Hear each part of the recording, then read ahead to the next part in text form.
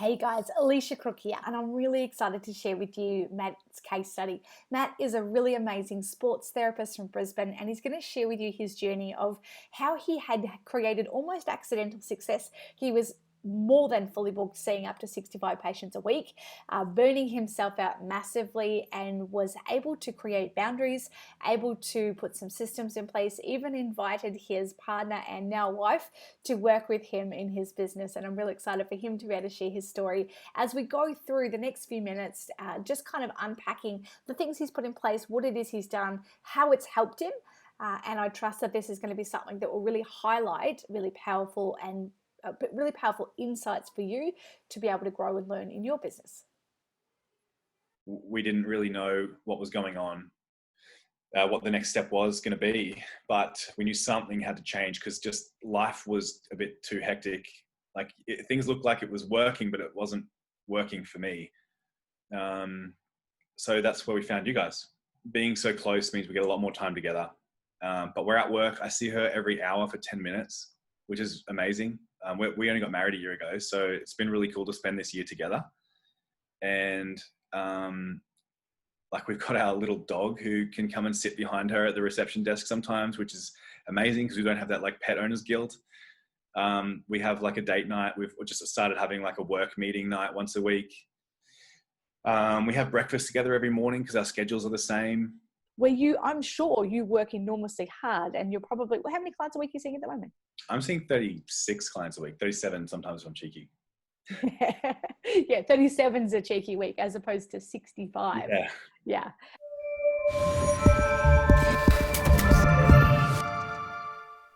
So my name's Matt.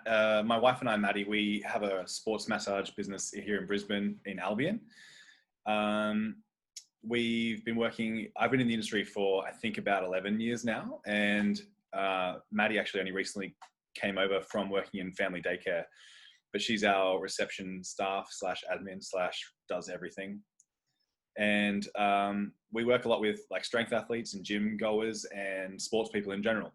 But also, a lot of people come in who are just regular people who've heard about us from those people who they know, or they've found out about us online or something. I got into massage mostly because I've been competing in powerlifting since I was 14, which is a weightlifting sport with the squat, the bench press, and the deadlift. And I've been competing that for a long time and honestly wondering why I kept getting injured. So I got into massage for that reason. And naturally, I guess my clientele was people who I convinced to let me try and poke the thing that hurt until it didn't hurt anymore.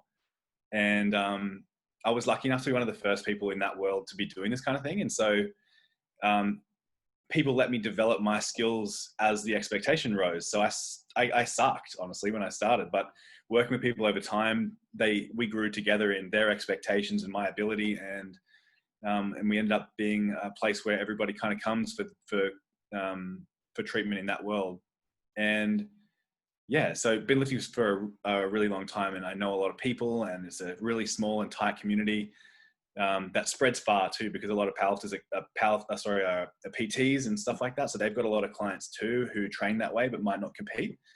So that's our niche a lot, is people who train at the gym and gym related, mostly overuse injuries, which are pretty common in these kind of gym sports. You have a really great business now. We were just talking off air about some of the really cool things that you guys have put in place. Would you maybe chat to us where you felt like your business was at? You'd obviously been in it for a little while, but where did you feel like your business was at? Or I guess, why did you look for coaching? What was your kind of, I think I need some help? What was your moment for that? All right. Well, I mean, I think it's a pretty common situation that I found myself in, which was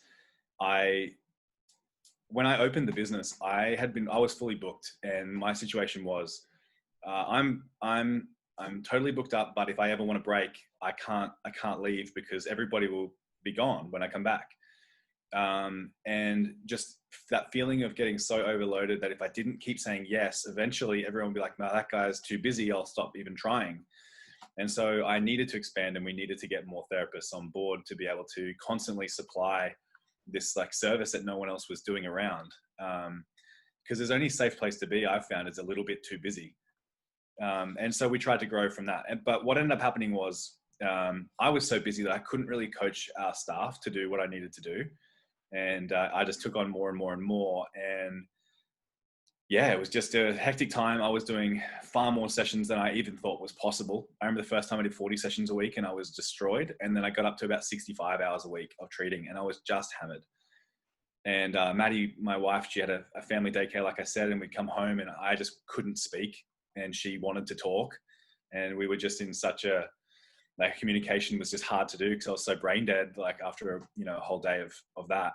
And so where we were as a business, I guess, was we had another therapist at that time. I'm lucky enough, he's my brother and he's been working with me and he was in the room with me a lot. So he got kind of coached a lot just by watching and working with me. We first opened and he got really busy and it was him and I, we were really, really full. And when we got on board with the coaching, we were using a booking system we're not using now. We had no reception staff. So I was finishing work and answering all the calls that we'd already missed, usually clients who wanted a session that day, but I couldn't answer the phone. So we missed those people. Had social media stuff that was kind of pinging off all the time and we get back to them super late. Missing invoice dates and stuff. We didn't have contracts for our staff. We were just kind of like going off this system of like, this is how it should be, I guess. But it was really unclear how everybody was meant to be operating in their roles. It was unclear how I was meant to be operating in my role. And so, yeah, I think where we found you guys was, it was out of a point of, I knew I wanted Maddie to come on board because I needed help, but I didn't really know what she was even going to do. We didn't really know what was going on, what the next step was going to be, but we knew something had to change because just life was a bit too hectic.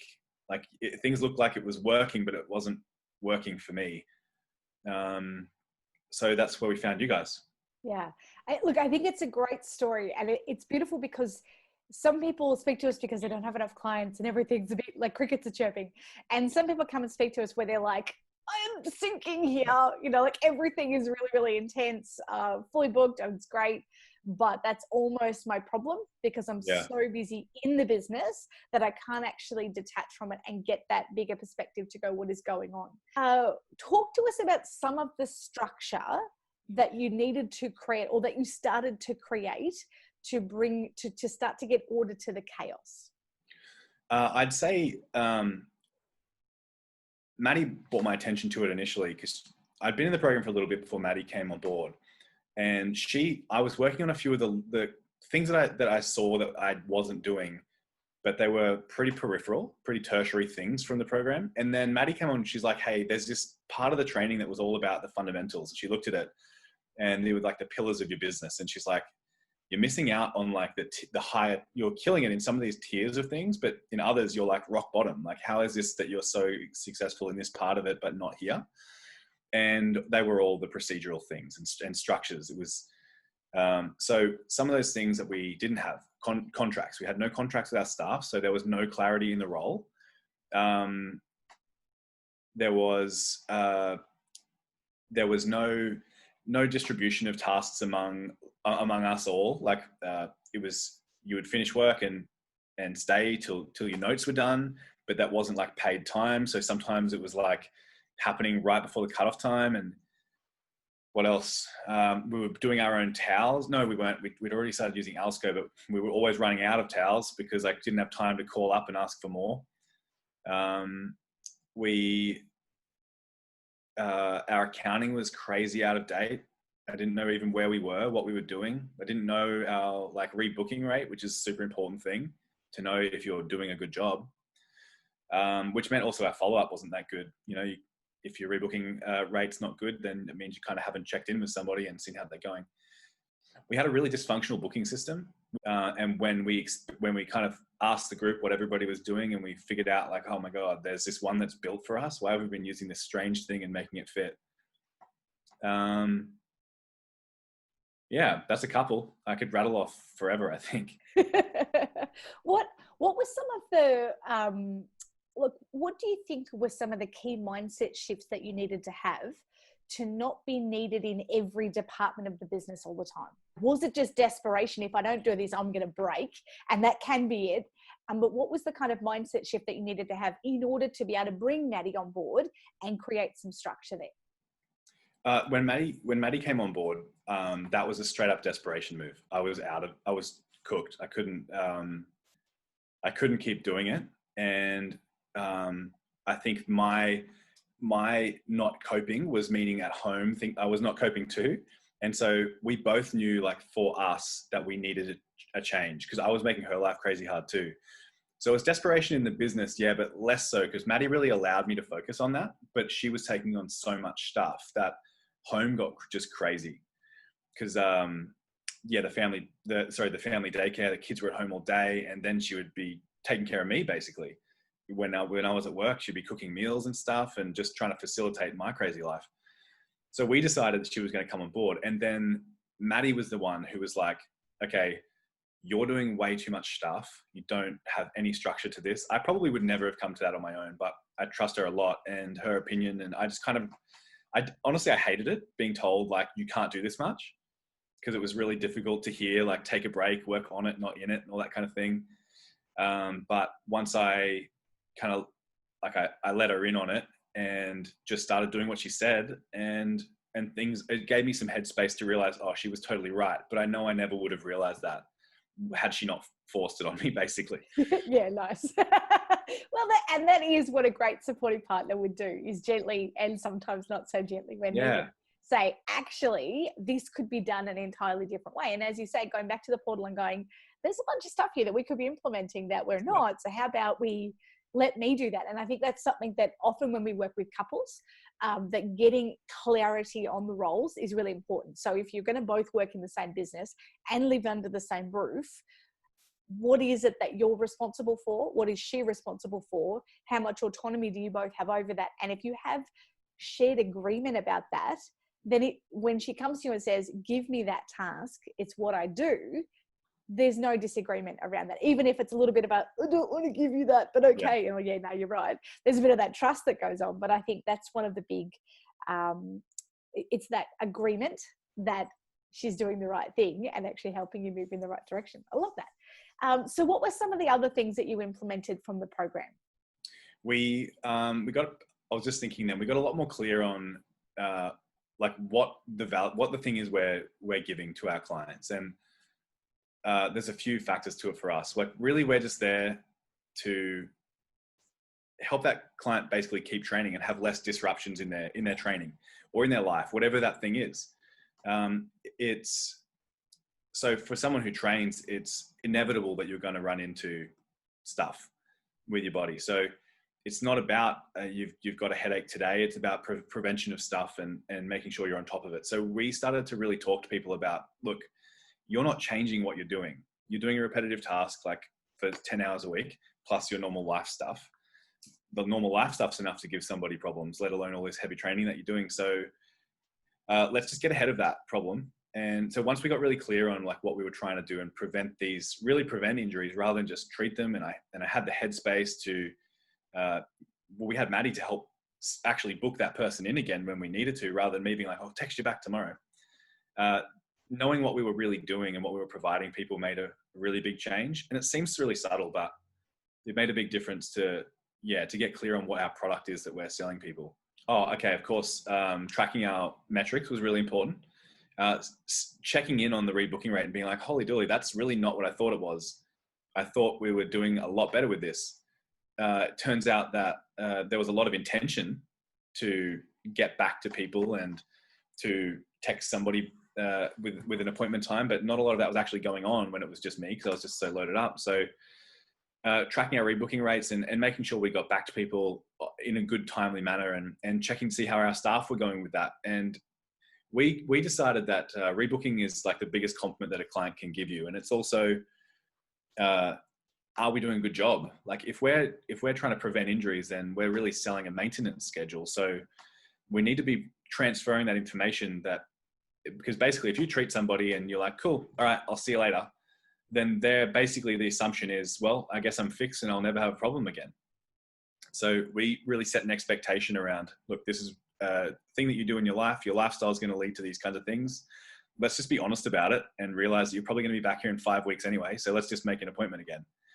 So once we got pretty clear on what our rebooking rate was, and then thinking, crap, that's actually not so great. Why do we leave it up to them? Everybody knows how hard it is to call up and make an appointment, but when you've already made it, you can turn up.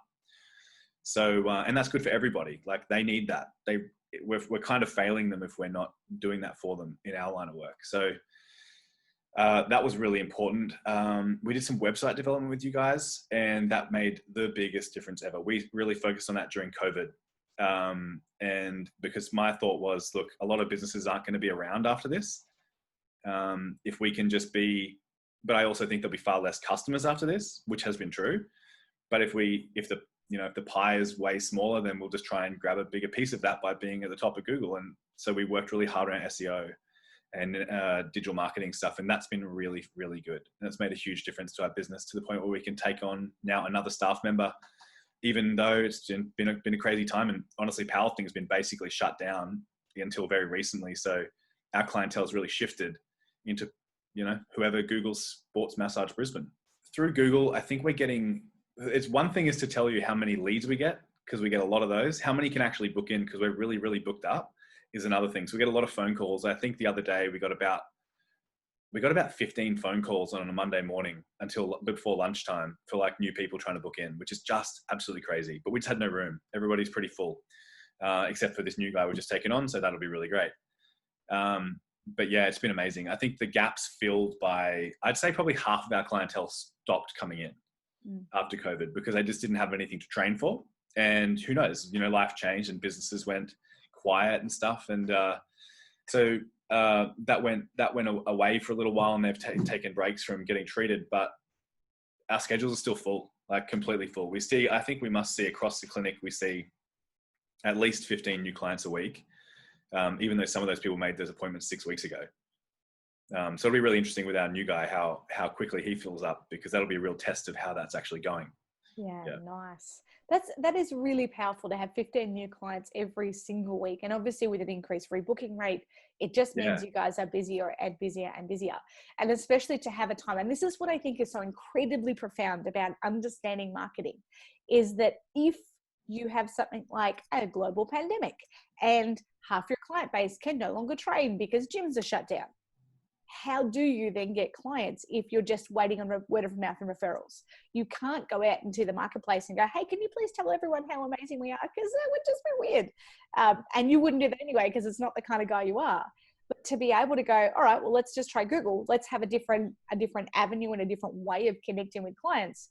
Not a problem. We literally can create an entirely new database until people can start lifting and essentially injuring themselves again, which is going to change the game for you guys even more. It's so powerful. Talk us through now with the kind of work-life dance or balance that you've created. What's your home life with Maddie like now, with what it is you guys have put in place? Since Maddie came over to work, we moved house. We moved to, like, I can see work. It's just there. And that's made life really easy. So being so close means we get a lot more time together. But we're at work. I see her every hour for 10 minutes, which is amazing. We only got married a year ago, so it's been really cool to spend this year together. And like, we've got our little dog who can come and sit behind her at the reception desk sometimes, which is amazing because we don't have that like pet owner's guilt. We have like a date night. We've just started having like a work meeting night once a week. We have breakfast together every morning because our schedules are the same. Maddie can train again. She's got a personal trainer who she's been seeing, and my training's great too, because when I leave, Maddie's at the clinic and she can take care of it. Maddie protects my schedule from me overworking, so we have time together. I can't just, on the slide be like, yeah, I'll see you at 6, She will know. She will see. And so we have way more quality time, and just way more, unquality time, just time together, doing stuff around the house, being around each other. So that's been awesome. I'd say that's the best part of this whole thing, is just how our relationships changed, I think. Yeah. Yeah, that's really beautiful. If you had to go back 2 years and give yourself one piece of advice, knowing what you know now, what would it be? One piece of advice.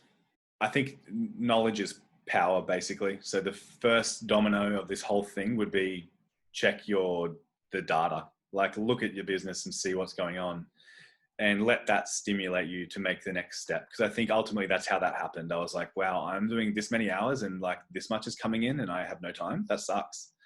The trade-off wasn't worth it. So by analyzing that, actually taking a step back just for a second and looking at it and going, no, this isn't okay. That kind of kicked off everything else. But I think, it's easy to say, do Google or whatever, all of these little changes that we made, they're all really great, but they came because I realized just things weren't what I thought they were. I'm sure you work enormously hard, and you're probably, how many clients a week are you seeing at the moment? I'm seeing 36 clients a week, 37 sometimes if I'm cheeky. Yeah, 37's a cheeky week as opposed to 65. Yeah. And you now have a values match team that you clearly trust. What I know about you is that you wouldn't have anyone in your business that you didn't trust, and especially because you and Maddie working together, being able to trust your clients that you love and make sure the patients are being looked after really well.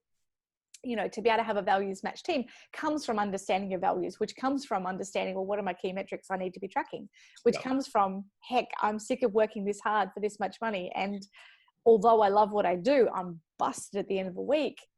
And how hard is it to train when you're in that? Oh, it's crazy. Yeah. I mean, that's another thing that's improved a lot over the years. The last 2 years have been the best training I've ever done. So, and that's something I put on a pretty high value too. So, I forget that sometimes, but I've actually had time to do that. Do you want to share with us what your latest lift was? Oh, my biggest one recently, that was pretty awesome. I did a 380 kilo squat.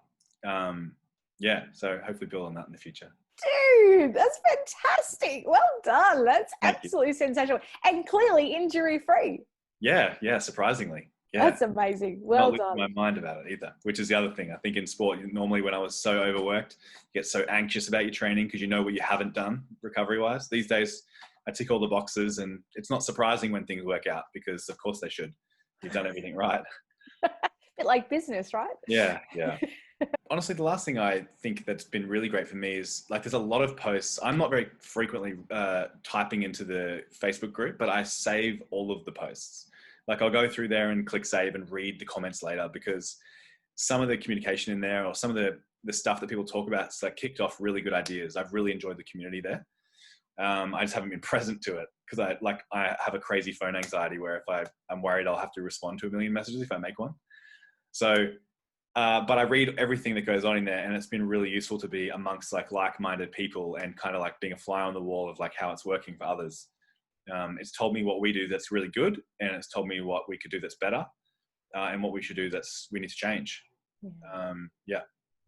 Nice. Yeah, that's awesome. And you're right. It's so powerful to be around like-minded people in the world where social media can get a little bit crusty or a little bit negative or, trolly, etc. To be able to have a group of people that you can, even if you don't know that particularly well, the fact that you can have a conversation with them and get, like I say, bounce ideas off together. It's actually a really great idea. Or, wow, didn't realize we're doing so well in there. Cool, go us. So it gives you a contrast into a different perspective to be able to bounce ideas off.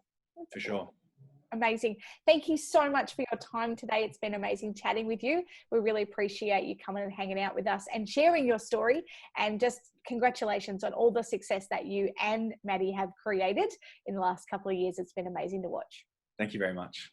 Appreciate having me.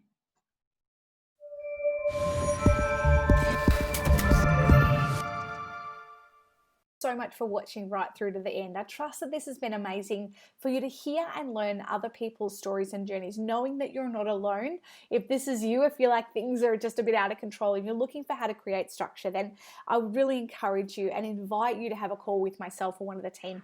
If you are a practitioner and you're watching this, sometimes it's because you've already got a booking with us. Fantastic. If you feel like you would like a booking with us now, please click the link below and pop your details in. We would love to get in touch to see if or how we can help you in your business and create the success you desire.